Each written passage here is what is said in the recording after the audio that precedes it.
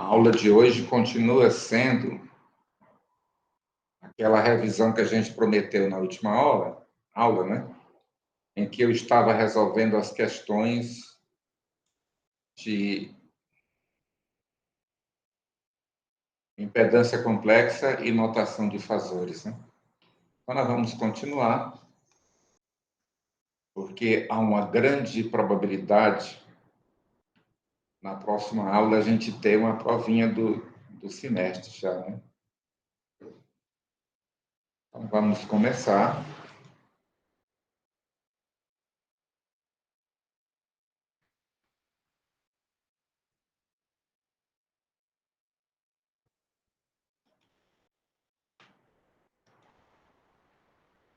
Então, na última aula, nós fizemos uma revisão. Se não me falha a memória, nós estávamos já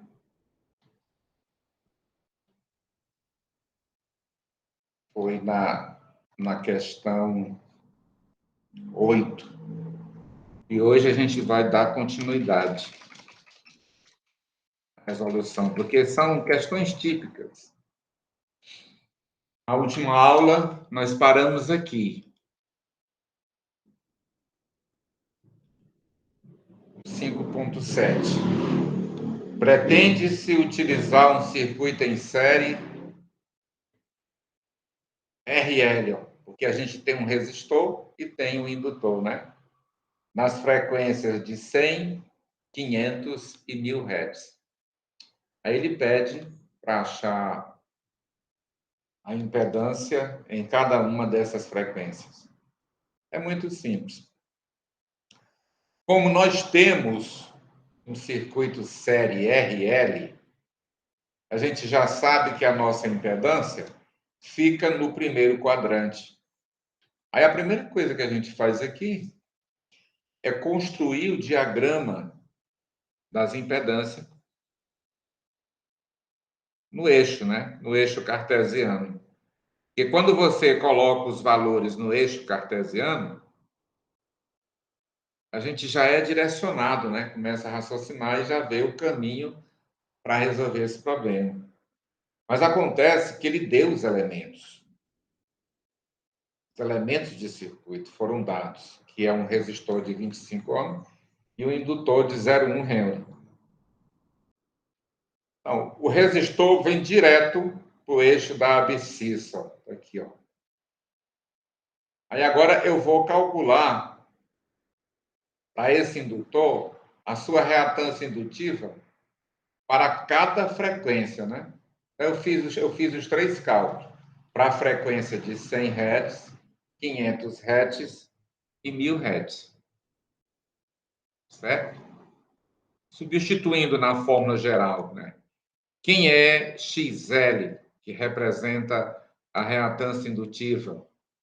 A gente conhece como ômega L, né? Só que o ômega é 2πf, né?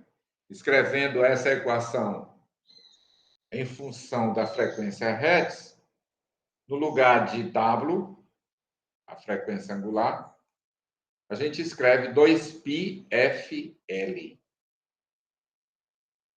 De acordo com a variação da frequência, a frequência agora é 100 Hz. Substituir por 100 Hz, encontrei o valor de 6,28 ohms, né? Aí eu quero saber, ele pediu para achar a impedância do circuito. A impedância aqui é a hipotenusa, esse valor aqui, ó. E quando eu coloco no eixo cartesiano, o eixo da ordenada é o XL e o eixo da abscissa é a frequência, certo? Então, ó, se lembrando do teorema de Pitágoras, quanto vale o Z, que é a impedância desse circuito? O Z é igual à raiz quadrada da soma dos quadrados dos catetos. 25 ao quadrado mais 6,28, que eu já encontrei aqui, né? Para a frequência de 100 Hz, encontrei 6,28 ohms, Substituí na fórmula, peguei a maquininha, fiz os cálculos, me deu uma resposta de 25,8. Pronto, já resolvi a primeira parte. Né? Aqui eu estou repetindo da última aula, foi onde nós paramos. Ah, não, nós paramos no 8, né? Vamos para o 8. O 8 foi muito simples. Vamos para o 9, que a gente não viu ainda. Quer que eu repita o 8 para você? Vou repetir.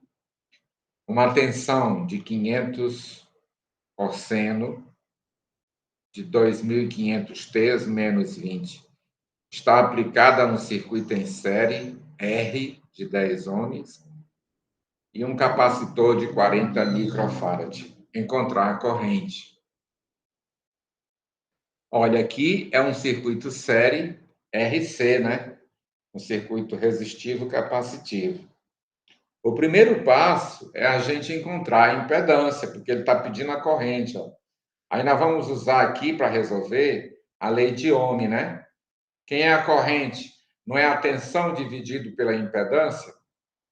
Aí, aqui, ele deu os elementos do circuito e deu a tensão na forma instantânea, né? Por isso que eu construí aqui o fasor de V. Ó. Quem é o fasor de V? O fasor de V é o módulo, que é 500, com um ângulo de fase de menos 20 graus. Pronto, eu já tenho V. Para mim encontrar a corrente, eu preciso de dizer que é a impedância, né, do Z-chapéu. Mas quem é a impedância? Se eu já tenho a resistência, né? A impedância é a resistência menos JXC. Eu não sei quem é o XC. Então, eu vou na fórmula e substituo. XC, quem é XC? É 1 dividido por ômega C. O C nós sabemos que é 40 micro, está aqui, 40 vezes 10 a menos 6. E quem é o ômega? O ômega, na equação instantânea da tensão, é o coeficiente de T, ó, 2.500. Substituí aqui, peguei a maquininha, fiz o cálculo, deu 10. Eu já posso construir o fasor impedância, né? Que é a resistência mais o XC. Acabamos de encontrar o valor de XC, certo? Que é 10. Substituo. A resistência é 10 ohms e a reatância capacitiva também é 10. Fica negativo porque essa impedância mora e reside no quarto quadrante, né? Porque o J é negativo. Aí, saindo da forma polar, da forma retangular, que é 10 menos J10, para a forma polar, fica 10 raiz de 2 menos 45 graus. Né? A máquina faz isso automaticamente para você. Agora, se a gente tem os valores de impedância e de tensão, pronto, agora eu localizo a corrente. Eu calculo a corrente, né? Muito simples, né? Aí a questão.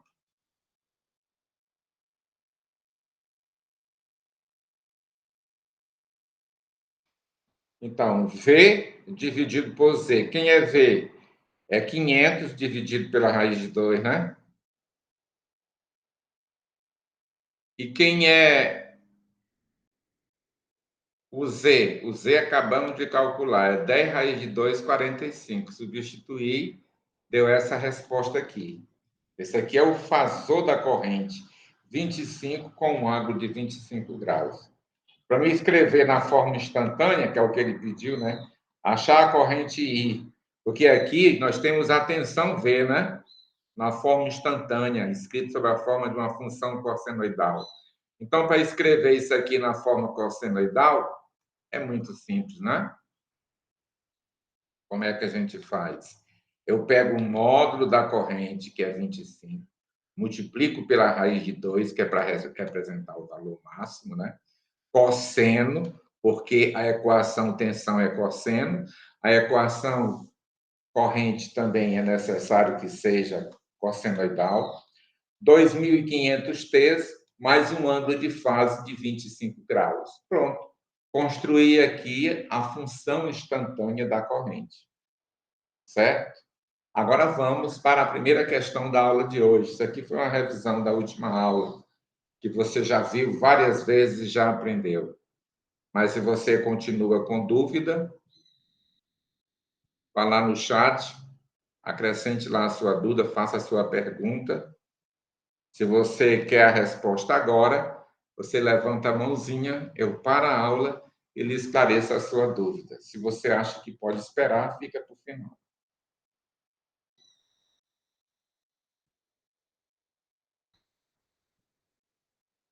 Eu repeti a 5,8, olha.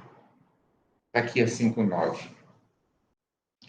A 5,9 eu copiei e foi direto. Está muito simples e estava muito bem feita no livro. Vou lhe explicar. Um circuito RL, onde a resistência é de 8 ohms e o L é de 0,02 Henry. Tem uma tensão aplicada V igual a 283, sendo de 300 T mais 90. Encontrar a corrente. A mesma forma da questão anterior. Mas vamos fazer. Então, para mim encontrar, ele pediu para achar a corrente, né? Ele pediu para achar a corrente. Então, eu preciso encontrar a impedância, né? Porque corrente é o quê? É tensão dividida pela impedância, né? Então, quem é a impedância? Eu já tenho o valor de R, mas não tenho o valor de XL, certo? Eu não tenho o valor de XL. Então, eu vou encontrar o valor de XL. Qual a expressão para se determinar o valor de XL? É ômega L.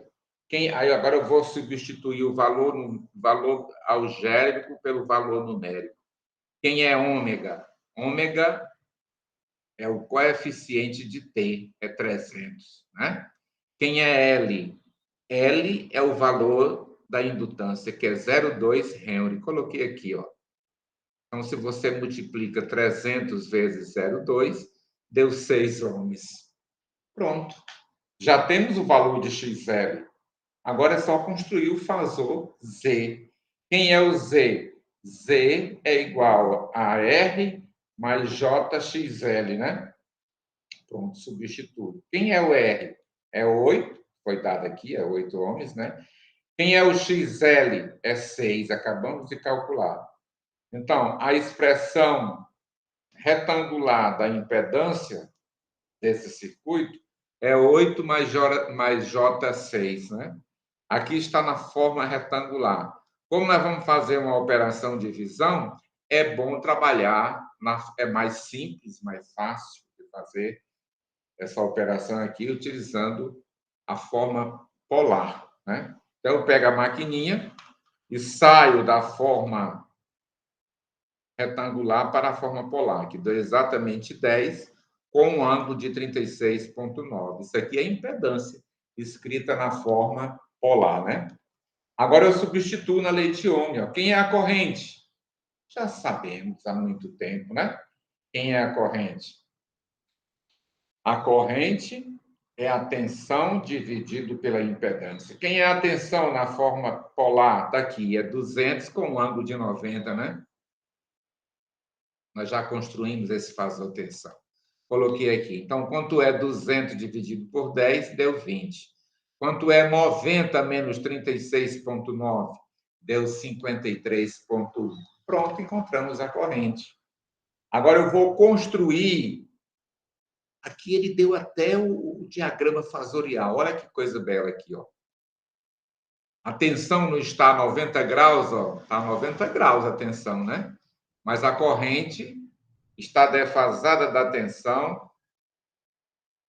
A corrente, aqui tem um ângulo aqui, ó. Esse ângulo aqui que não está escrito é que é o 53,1.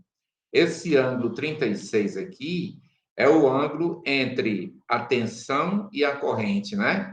Que é o mesmo ângulo da impedância, né? Interessante a gente guardar essa informação, ela é muito importante para a resolução de vários problemas. O ângulo entre a corrente e a tensão é o mesmo ângulo da impedância, né? Legal aí? Bem, aí nós encontramos a corrente na forma fasorial, que é 20 com um ângulo de 53. Agora nós vamos construir a equação instantânea, né? Do jeito que está aqui a equação instantânea da tensão, V é igual a 283 seno de 300t mais 90 graus, né? Vamos escrever também a equação da corrente na forma senoidal, né? Quem é? I vai ser igual ao I máximo. Quem é o I máximo? É 20 vezes a raiz de 2, né? A gente acha o I máximo dessa forma. Seno de 300t, porque eu estou trabalhando na mesma frequência, de 300 radianos por segundo, mais o ângulo de fase da corrente, que é quem? 53,1. Resolvido o problema, certo? Alguma dúvida aí? Essa questãozinha está na prova, né? A gente merece colocar essa questão na prova. Alguma dúvida aí? Escreva no chat a sua dúvida ou levante a mãozinha. Muito simples essa questão. Vou colocar na prova. A gente merece uma questão dessa na prova. Agora vamos para 5.10. São questões muito parecidas uma com a outra, né? Eu procurei resolver tudinho e trazer para você aqui para a gente exercitar, né? Isso aqui são exercícios resolvidos. Mas quando a gente terminar os resolvidos, aí você vai fazer o proposto. Eu já coloquei lá no SIGA e também estou ativando daqui a pouco lá no Google Classroom, né? Para você resolver aquelas questões propostas como um exercício de fixação. Porque na próxima aula a gente já vai submeter uma avaliaçãozinha aí do bimestre, né? Então, num circuito série, você tem um resistor e um indutor. Olha aí, né? Primeiro quadrante, um circuito RL. É importante essa informação. O resistor tem 5 ohms, o indutor tem 0,03 Henry. A corrente está atrasada de 80 graus em relação à tensão. Está atrasada. Caracterizou agora mesmo, né? Quando a corrente atrasa, é um circuito RL, resistivo indutivo, né? Aí ele pede para determinar a frequência da fonte e a impedância complexa. Olha aí. Pediu para encontrar a frequência da fonte, né? Porque foi dada aqui, ele não deu, né? Mas ele pede para você determinar a frequência. Professor, tem condições de resolver essa questão? Tem. A primeira coisa que a gente faz aqui porque ele deu os dois elementos. Ó. Nós temos um elemento resistor e temos um indutor, uma bobina, né? Então, ela vai, eu escrevendo aqui no eixo cartesiano, eu já coloco aqui, ó. Apesar da gente não saber nesse momento quem é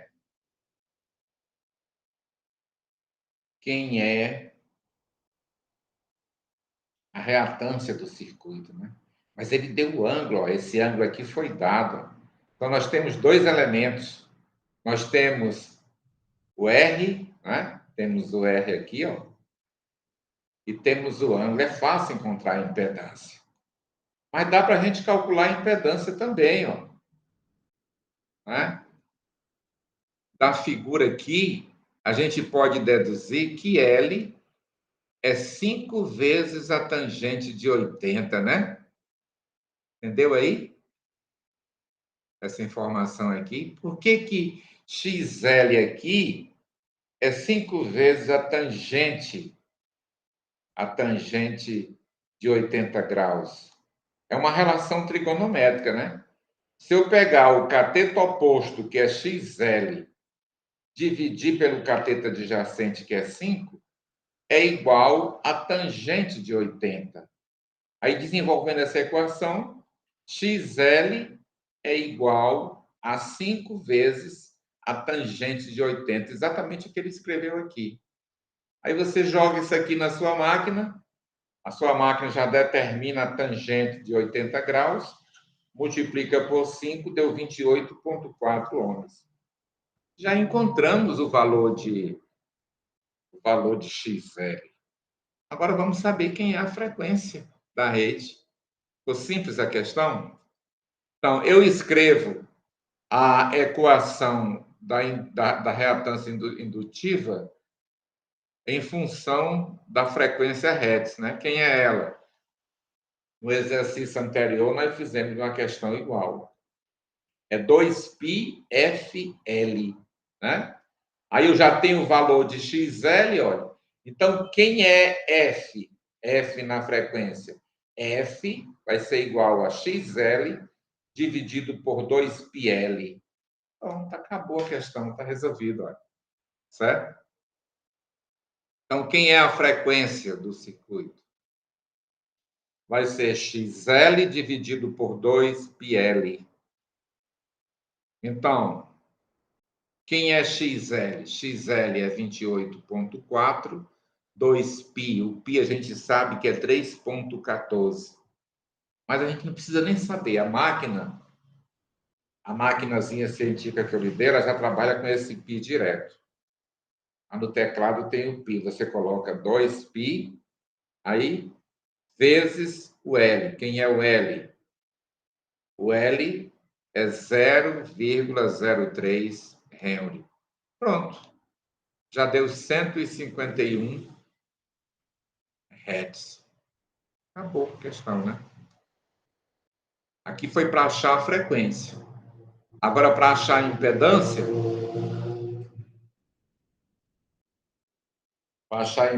é muito simples agora. É só você montar. Quem é o Z? O Z é a soma do resistor mais JXL. Mas quem é o XL? A gente tinha calculado lá em cima. É 28,4. Só colocou aqui. Então, quem é a impedância desse circuito? É 5 mais J, 28,4. Saiu da forma polar e foi para a forma retangular. A maquininha faz isso automaticamente.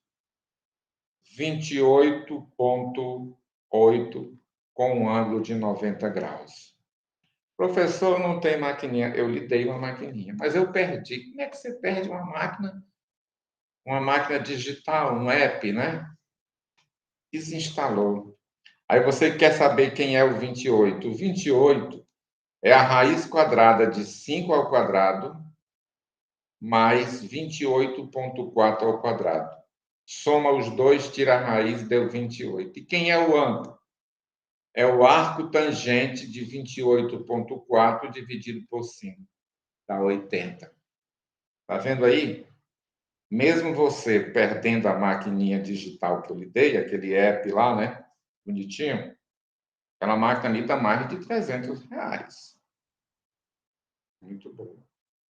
Então, vamos agora para a questão 5,11. Que diz a questão 5,11. Rapaz, essa prova é para todo mundo tirar 10, porque está muito simples. A gente amargou, a gente sofreu muito lá no capítulo 3, né? Com aquelas funções cossenoidais complicadíssimas, né? Agora não, estamos trabalhando só com fasores. Então, um capacitor, vamos ler a questão, um capacitor de 25 microfarad está em série com um resistor na frequência de 60 Hz. Ele já não deu o valor do resistor, tá vendo aí? Ó? A corrente resultante está avançada de 45 graus. Rapaz, essa palavra avançada aqui já me remota a quê? Para onde que ela me conduz, essa palavra corrente avançada? Eu já vou trabalhar lá no quarto quadrante, ó, aqui embaixo. Ó. O nosso J vai ser negativo, por isso que eu trouxe ela para cá. Ó. Então, eu já sei que eu já sabia, né, que era um circuito RC, ó, né? Um circuito resistivo capacitivo. Rapaz, quando a gente constrói esse diagrama, já abre a visão para resolver a questão. Né? Aí aqui, aqui eu não estou sabendo ainda quem é o resistor. Não foi dado, a gente tem que calcular o resistor. Aí o nosso primeiro passo, rapaz, eu vou calcular quem é o capacitor. A gente sabe, pela fórmula lá do capítulo 3, que XC é igual a 1 dividido por ômega C, né? Mas como foi dada a frequência em hertz, nós vamos trabalhar com a frequência em hertz. Então, no canto do ômega, eu escrevo 2πf, aí ficou 2πfc, né? Aí 1 dividido por 2π, quem é o F? É 60 Hz, coloquei aqui, ó. Resolve essa questão, deu 106. Aí coloquei aqui embaixo 106. Agora, uma coisa interessante, olha. O ângulo não é 45 graus, não precisa nem resolver a questão, é só uma questão visual. Você olha para o gráfico e entende. Você sabe que daqui para cá eu tenho 90 graus. O quarto quadrante é um ângulo de 90 graus. Olhe, se esse quadrado está dividido ao meio, se aqui tem 45 graus, aqui também tem. E com certeza, 45 graus é o meio. A projeção do Z no eixo da abscissa é 106. E a projeção também no eixo da ordenada, que é o eixo da reatância, também é 106, porque o ângulo é 45, né? Os dois catetos têm o mesmo valor numérico. É essa a visão, por isso que o autor diz, ó, como o ângulo de fase é 45 graus, é porque o resistor é igual à reatância capacitiva, que é igual a 106 ohms. A questão foi morta. Foi determinado o valor da resistência, certo? Você vê que é um problema puramente matemático, né? A dificuldade que você encontra aqui talvez não seja nem de conhecimentos de circuitos de eletricidade. Talvez seja uma carência de matemática, né? É puramente matemático. Nós não raciocinamos nada aqui com relação à eletricidade. Foi tudo matematicamente. Eu olhei para esse fasor aqui, né? Tem um ângulo de 45 graus. Então, as duas projeções, tanto no eixo da abscissa, que é o valor do resistor, quanto no eixo da ordenada, que é o valor do indutor, né? Da reatância capacitiva. Mas se você não gosta disso, você pode muito bem determinar. Ó, quem é o Z? Z vai ser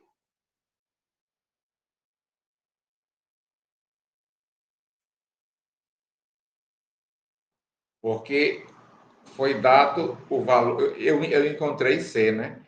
Aí, se você quiser encontrar o Z aqui, é muito fácil.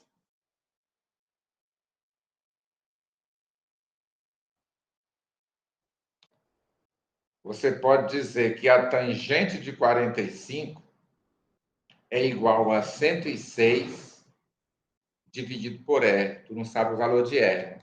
Tu não está acreditando que o R é igual a XC. Então, para quem não acredita, nós vamos dizer que a tangente de 45 é igual a 106 dividido por R, que eu não conheço. Logo, R é igual a 106 vezes a tangente de 45. Quem é a tangente de 45 na sua maquininha aí? Né? 1? Pronto, é 1. Então, 1 vezes 106 é 106. Então, o R é 106. Viu aí que eu lhe mostrei? Pegou outro caminho? Professor, você não está escrevendo, porque eu estou com a minha lousa digital em repouso. Mas está tão lógico aqui que eu acho que eu não preciso usar a lousa. Mas se você quer que eu use, você diz aqui, levante a mãozinha que eu uso a lousa para você. Vamos para 5.12. Rapaz, é uma repetição. É aquele ditado popular: água mole em pedra dura, tanto bate até que fura. Nós vamos repetir, repetir, repetir, até você aprender. Atenção V1, 70.7, seno de 200 T mais 30. É aplicada a um circuito série, um resistor de 8 ohms e um indutor de 0,06 Henry. Posteriormente, uma segunda tensão. Ó. Ele aplicou uma segunda tensão com a mesma amplitude de corrente, 70.7, né? Mas com uma frequência diferente, 300 T's mais 30 graus. Ele só mudou a frequência angular. A frequência angular anterior, da V1, era 200. Agora, na frequência de 300. Ele subiu aqui mais 100 radianos por segundo, né? Aplicado no lugar da primeira. Então, ele diz para achar a corrente para cada fonte e construir os dois diagramas de fasores. A gente já entendeu desde o início dessas resoluções que quando eu vario a frequência, eu também vario, há também uma variação, né, linear da impedância, certo? Interessante isso daí a gente observar. Isso aí são, quando a gente vai estudando máquinas elétricas e também sistema elétrico de potência, é muito importante a gente trabalhar com essas variações de frequência, né? Quando vocês tiverem a oportunidade de ir lá em Baubina comigo, né? Vou ver se levo vocês lá. Aí nós vamos ver o funcionamento lá da, da usina hidrelétrica, né? Aí nós vamos ver esse controle de frequência. A frequência padrão brasileira é de 60 Hz, né? Aí quando você estiver lá no painel ao vivo olhando, ela tem uma variação de em torno de 10%. Há momentos que ela fica 70 Hz. Você vai ver lá a variação, que vai depender muito da velocidade das turbinas, das quedas de água, mas tem um controle de frequência para que essa frequência seja padronizada em 60 Hz. Porque você viu que a variação da frequência já altera a impedância? E se você altera a impedância do sistema, você altera o que? A corrente. Tu vai ter menos corrente ou mais corrente. Se essa impedância tender a zero, a corrente tende a infinito. Uma corrente muito grande, corrente por circuito, né? Viu como é interessante? É uma das coisas importantes que a gente vê nessa questão. Então, vamos calcular para cada uma das tensões aplicadas, né? Então, eu vou encontrar o valor de XL.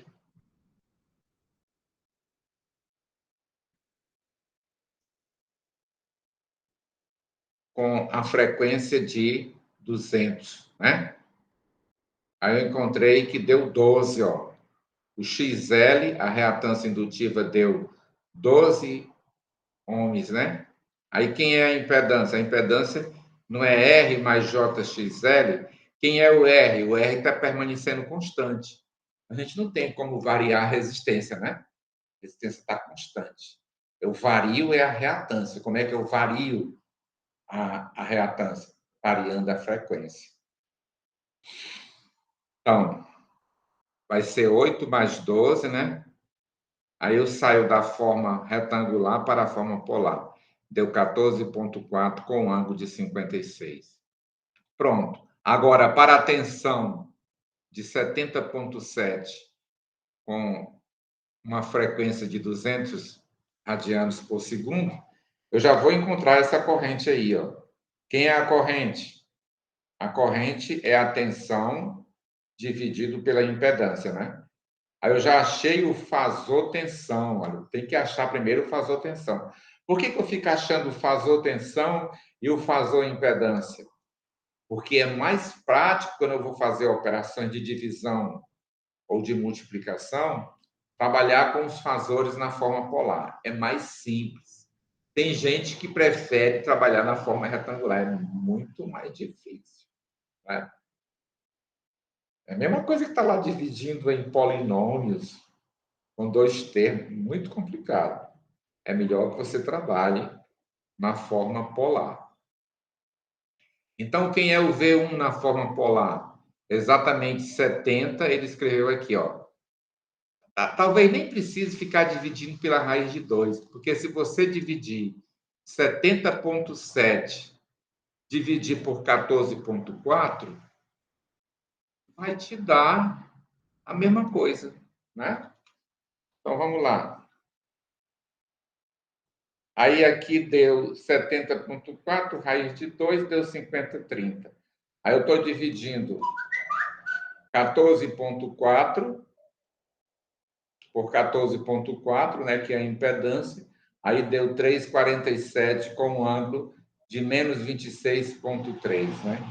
Por que ficou negativo? Porque quando eu vou dividir ângulo na forma polar, é o numerador menos o denominador. É 30 menos 56,3, que dá menos 26,3. Aí daqui eu vou escrever na forma instantânea. O interessante aqui, quando você escreve a corrente na forma instantânea, né? Que vai ser uma função senoidal. Por quê? Porque você trabalha com os dois parâmetros, tensão e corrente, na mesma modalidade senoidal, né? Aqui está senoidal, aqui também tem que ser senoidal, que é o valor máximo. Quem é o valor máximo? O valor máximo é 3,47 raiz de 2, seno de 200 T, porque estamos trabalhando na frequência de 200 radianos por segundo, menos 26,3, que é o ângulo de fase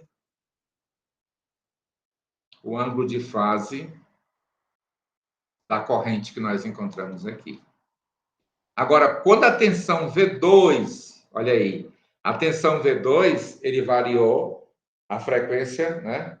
Ele variou a frequência angular, né?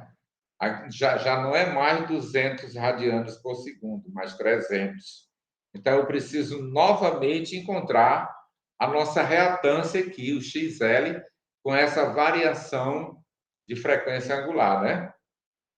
Já não é mais 200, agora é 300. Substituir, ele aumentou aqui, ó, tá vendo aqui como ele aumenta?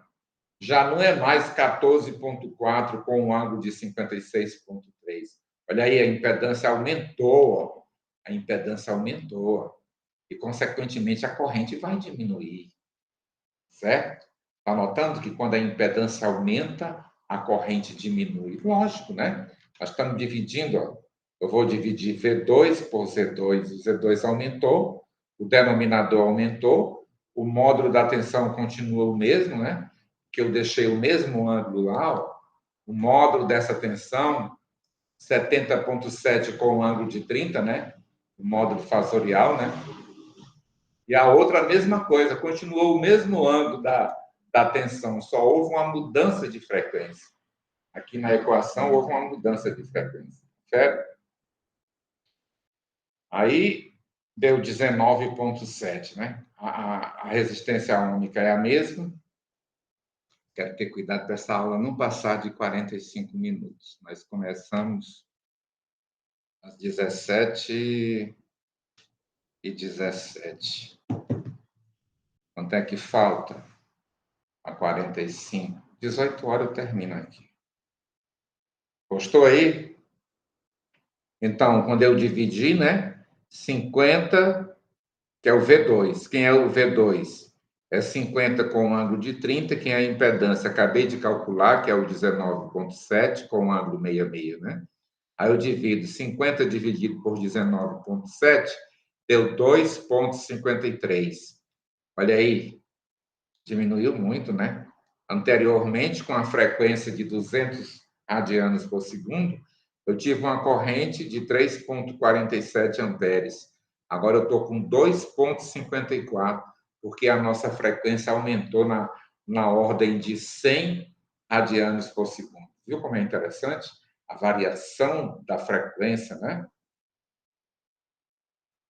Aí agora eu escrevo na fórmula senoidal, né? Quem é? É o valor máximo. Quem é o valor máximo da corrente? É esse módulo aqui, 254, vezes a raiz de 2.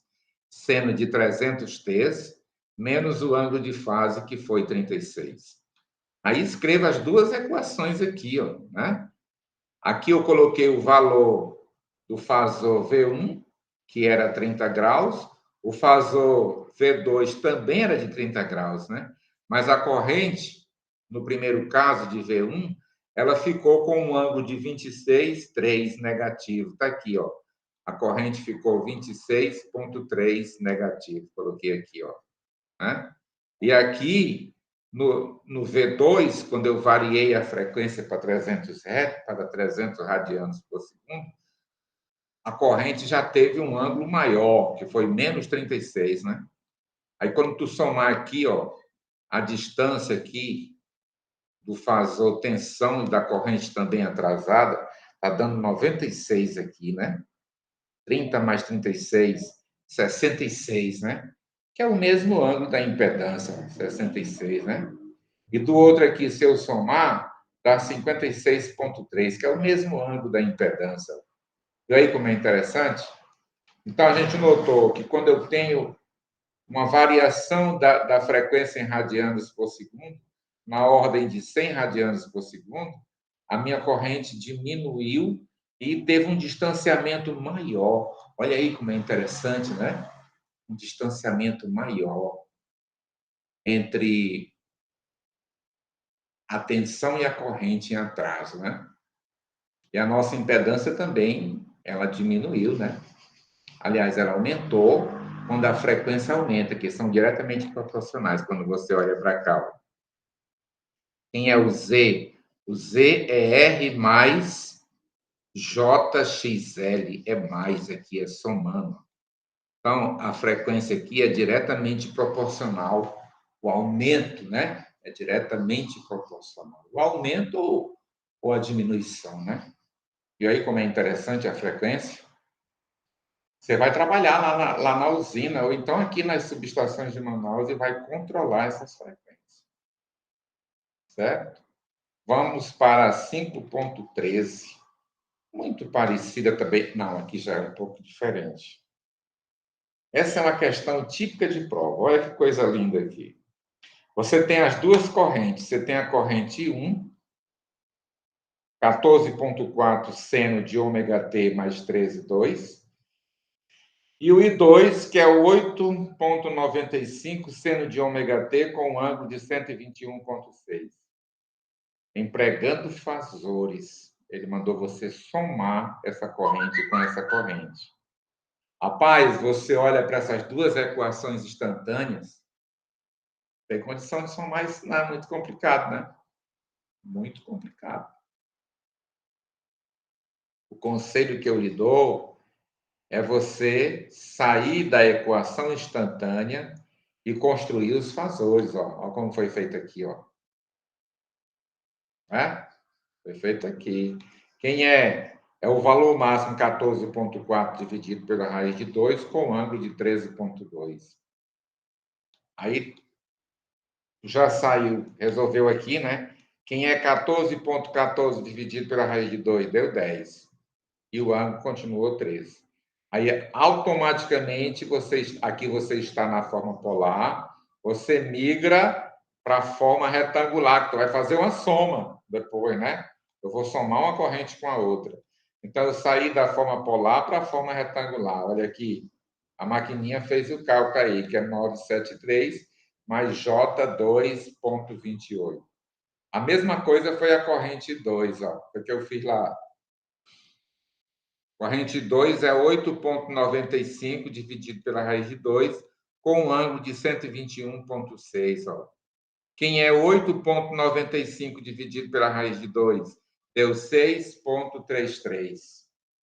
Saí da forma polar para a forma retangular. Agora, quem é I1 mais I2? Ficou muito fácil. Olha aí. Né? Agora eu somo parte real com parte real, parte imaginária com parte imaginária. Olha aí, certo? 9,73 mais 3,32 dá 6,41, mais J, 2,28 mais 5,39, dá 7,67. Pronto, encontrei o valor. Saí da forma retangular para a forma polar, deu 10,50. Agora eu construo o fasor. Quem é o fasor da corrente resultante? Está aqui, ó. Quem é I1 mais I2? É 10 raiz de 2, porque eu quero encontrar o valor máximo, seno de ômega t mais o ângulo de 50. Pronto, 10 na prova, né?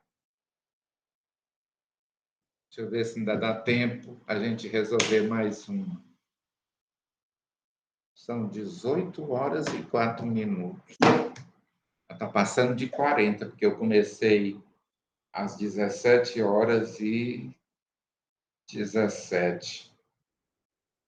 Já está passando de 45. Mas vamos para 14. Essa é bonitinha, 14. A 14 é a mesma forma. Calcular a corrente 1 menos a corrente 2. Né? É a mesma coisa. Ó. Ele deu as duas equações cossenoidais, né? 50 cosseno de ômega t mais 75. E o I2 deu 35,4 cosseno de ômega t mais 120. Mesma coisa, tu escreve cada equação, sai da forma geral aqui instantânea para a forma fasorial. 50 dividido pela raiz de 2 com um ângulo de 75. A outra, 35,4 dividido pela raiz de 2 com um ângulo de 120. Pronto. Daqui resolve, né? 50 dividido pela raiz de 2 deu 35,4, com o mesmo ângulo. Sai da forma polar para a forma retangular. A outra, 35,4 dividido pela raiz de 2 deu 25, com o mesmo ângulo de 120. Aí sai da forma polar para a forma retangular. Como eu quero o de cima menos o de baixo, né? Só que 120 aqui é negativo, tá? Aqui não apareceu negativo. Mas é porque ele colocou o menos na frente, ó, que não é o I1 menos I2. Isso aqui estava dando menos 12,5 e o outro aqui está positivo, porque é no segundo quadrante.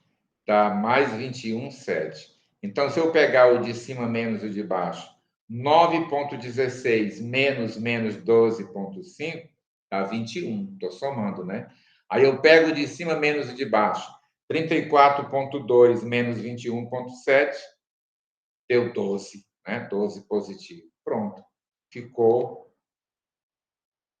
O resultado dos dois caiu para o primeiro quadrante. Ó.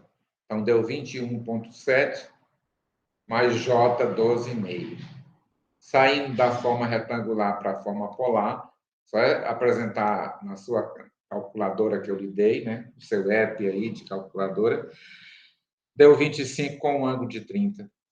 Agora eu construo o fasor. É 25 vezes a raiz de 2, cosseno, porque todo mundo lá trabalhava com cosseno, né? Eram funções cossenoidais, o resultado também deve ser uma função cossenoidal. Então, o cosseno de ômega t mais 30. Acabou a questão. Vamos para 15. A 15 tem o mesmo formato. Muito simples.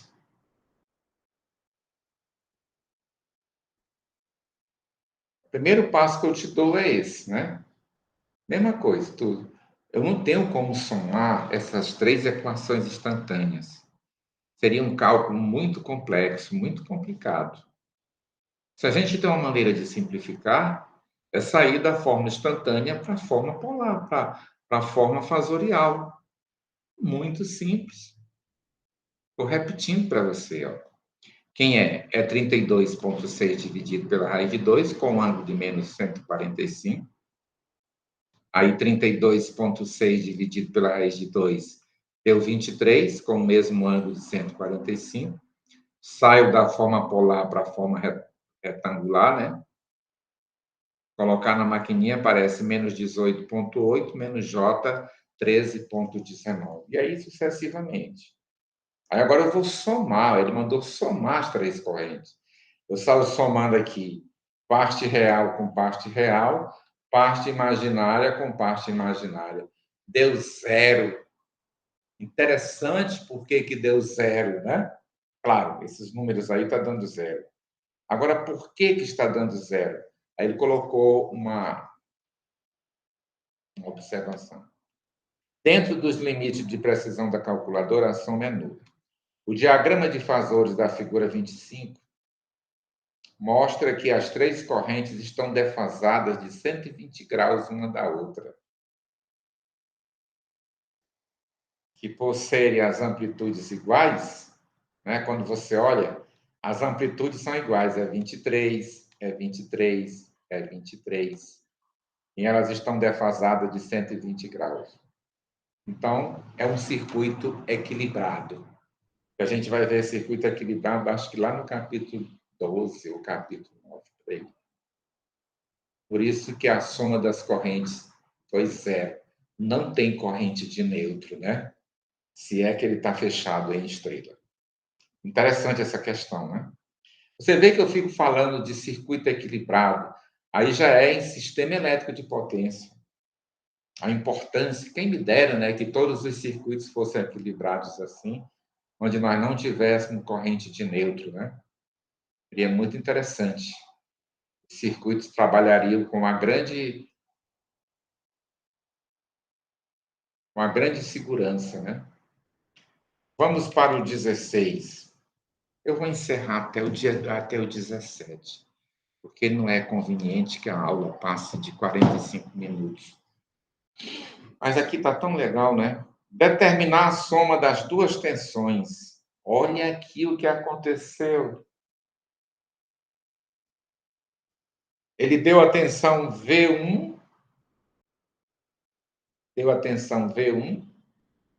ela é uma tensão instantânea senoidal, mas a V2 é cossenoidal. Olha aí, rapaz, complicou, né? Ele quer que a gente some as duas. E aí, Manuel, eu tenho que converter V2 para uma função senoidal. Lembra que eu já falei isso aqui na aula? Se essa função instantânea aqui ela é cossenoidal, está no eixo da abscissa, né? Lá no plano lá no eixo cartesiano. Para que esse fasor suba para o eixo senoidal, eu tenho que somar 90 graus, né? É uma translação de eixo, olha aí. Então, o ângulo dele agora não é mais 161,5. Eu vou transladar esse eixo para que eu escreva não uma forma cossenoidal, mas senoidal. O seno está distante do eixo do cosseno de 90 graus, né? Vamos fazer uma translação do eixo, eu acrescento 90 graus. Viu aí? Interessante essa questão, né? A V2. Então, quando eu pego 90 menos 161,5, deu 71,5. Pronto, já converti o eixo para o eixo do seno. Agora, se ele está no eixo do seno, tranquilamente, eu volto a construir os fasores. Quem é V1? V1, que está no seno, é 126,5 dividido pela raiz de 2, com um ângulo de 63,4. Dividindo 126,5 por raiz de 2, deu 89,5 com um ângulo de 63,4. Saí da forma polar para a forma retangular, deu 40 mais J, 80. O V2 agora com um novo ângulo, que não é mais 161, porque 161 era numa função cossenoidal. A gente transferiu o eixo para uma função senoidal, onde ficou menos 71,5, né? Então, quem é 44,7 dividido pela raiz de 2, com um ângulo de menos 71,5, né? Aí eu dividi 44,7 pela raiz de 2, deu 31,6, com o mesmo ângulo de menos 71,5. Sair da forma polar para a forma retangular, deu 10 menos J é 3. Agora é só somar. 40 mais 10 é 50, 80 menos 30 é 50. Olha aí. Então, V1 mais V2 deu assim, né? Legal aí? 45 graus. Quem é V1 mais V2, né? Pronto, aí o resto tu já sabe. Muito simples, né? Agora, interessante, essa translação de eixo aqui, ó. Tu tá tirando o eixo, tu tá tirando a função V2 do eixo do cosseno para colocar no eixo do seno. É 90 graus a distância, né? Eu fiz uma translação de eixo, né? Eu tenho que acrescentar a posição física dele no GPS agora, tem mais 90 graus, por isso que a gente somou esses 90 aqui, né? É interessante uma questão de prova, né? Vamos para a 17, última. Uma questão muito simples. A 17, última. Exprimir cada uma das tensões a seguir em rotação de favores e representar cada um no diagrama de favor. Aqui é muito simples. Aqui você vai ler e vai entender.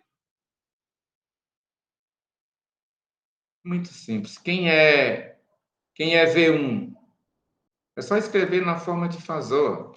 Quem é V1 é 212 dividido pela raiz de 2 com um ângulo de mais 45. Pronto. Quem é V2? A mesma coisa. Aí, ó. Aí depois que você encontra cada fasor V1, V2, V3, joga no plano cartesiano, mostrando essa figura. Certo? Espero que os senhores tenham entendido tudo. E a gente continua agora, eu volto para a sala de aula. Nós vamos falar sobre uma provinha que eu vou já aplicar para os senhores aí. As dúvidas, eu fico aguardando a sua dúvida. Eu vou olhar agora no chat se você tem dúvida. E a gente agora vai fazer exercício de fixação, porque na próxima aula nós temos uma provinha.